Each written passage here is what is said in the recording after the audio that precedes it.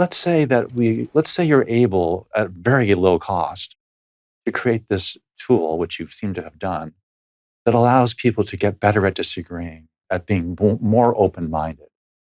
And they're being more open-minded now on topics that they begin with a set of convictions that are important to them, probably important to their own identity.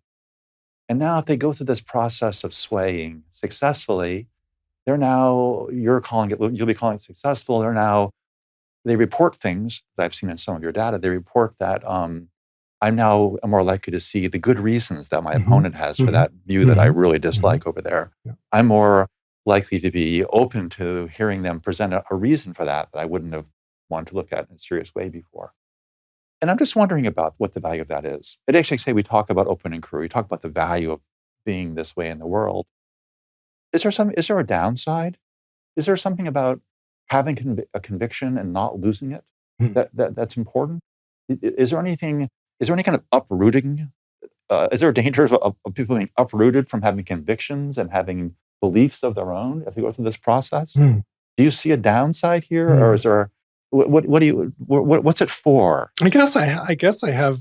I'm probably the least likely person to feel like having strong convictions is a good thing, but I sort of get what you're saying. There's something to that, but generally speaking, I think people hold their beliefs and their convictions far too closely to their identities, and they should be more concerned with truth and reasonableness, and less concerned with the particular group that they align with. Does reasonableness mean moral relativism?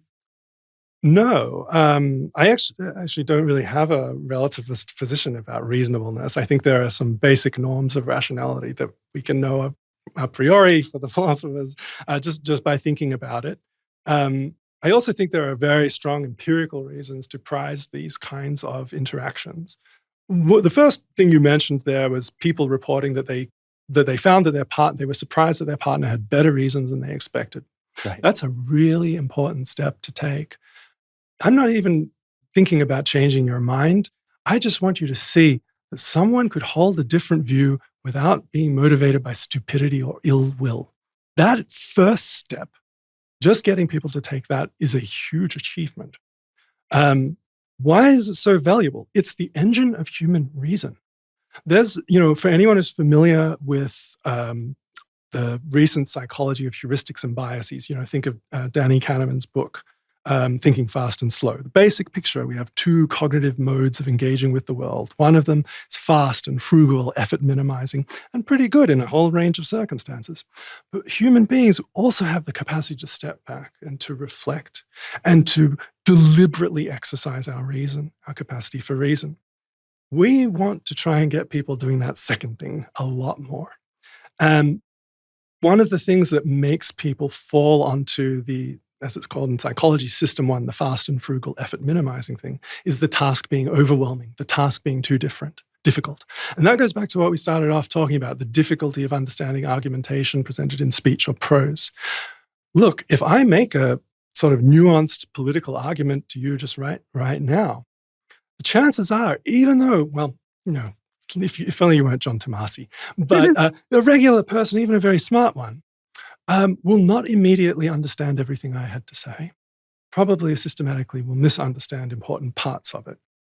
But nevertheless, there's a person in front of you, so you have to say something. You have to respond.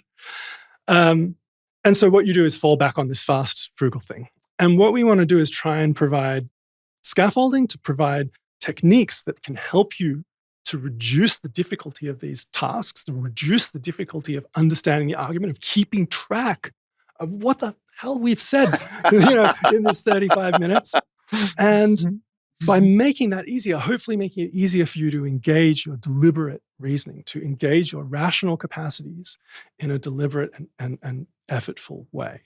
Why is that so important? So anyone who's familiar with the heuristics and biases literature a lot of people come away with it with not the message that Kahneman and Tversky wanted to share. A lot of people come away with it thinking, wow, boy, gee, humans are pretty stupid, aren't they? Yeah, to be a real dope to think the bank teller and the, okay.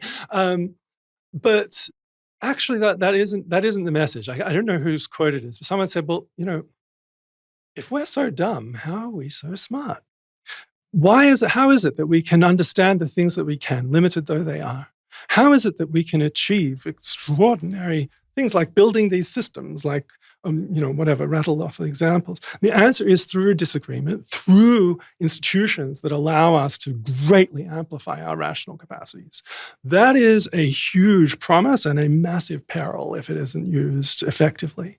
And that's really what we're trying to promote through Sway, through argument visualization. And by the way, those two things are going to be coming together soon. So Guide will be able to make argument visualizations. This is lovely. I have a dream that Sway will be widely adopted across universities, across the country, and maybe around the world, that will have students and professors assigning Sway experiences to students. We'll see this in a variety of courses and a variety of disciplines. Yeah. And we'll see constructive disagreement and a change in the culture of open inquiry because of the work that you've been doing.